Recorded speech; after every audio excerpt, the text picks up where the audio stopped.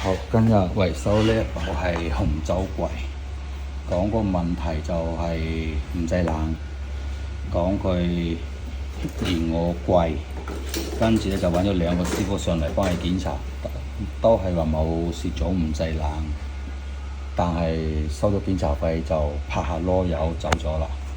咁而家最後都係要揾翻佢過嚟幫佢處理，係啦。咁我哋依家幫佢入翻蝕種落去處理翻，因為蝕種係一種危險品、易爆品，係啦，非常之危險，唔適合於你哋一般嘅師傅同埋用家自己玩，因為呢啲一次意外足以致命，所以就唔建議大家自己去處理呢個問題，要揾我哋專業嘅師傅去處理。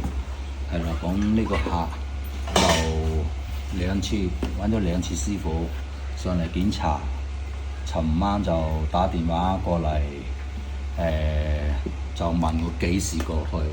你都已經上個月問咗，但係你揾咗兩個師傅唔幫你處理唔到，係啦，咁你唔能夠話個問題推喺我哋身上㗎嘛。咁打咗電話過嚟就即時就話點解你哋幫我檢查咗仲唔幫我整啊？大佬，我都未幫你檢查，未幫你處理，都唔知你咩地址，係嘛？打個電話過嚟就話點解我哋檢查咗唔幫你整？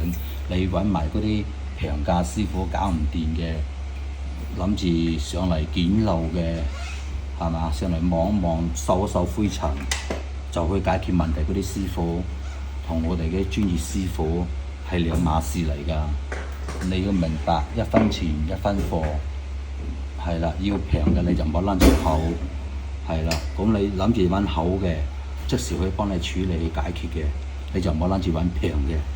呢個世界上冇咁大隻蛤乸隨街跳㗎嘛。咁就算你揾普通師傅，你500蚊一次，咁你兩次都係1000蚊啦。你佢又係處理唔到，最後佢又係要叫我哋過嚟處理，係嘛？所以大家要明白一樣嘢。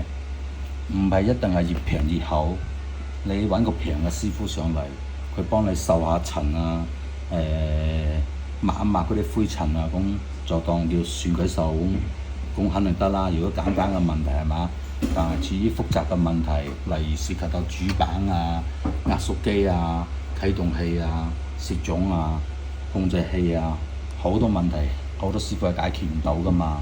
所以你哋唔好諗住越平越好。維修蝕櫃，維修紅酒櫃，再問電器維修，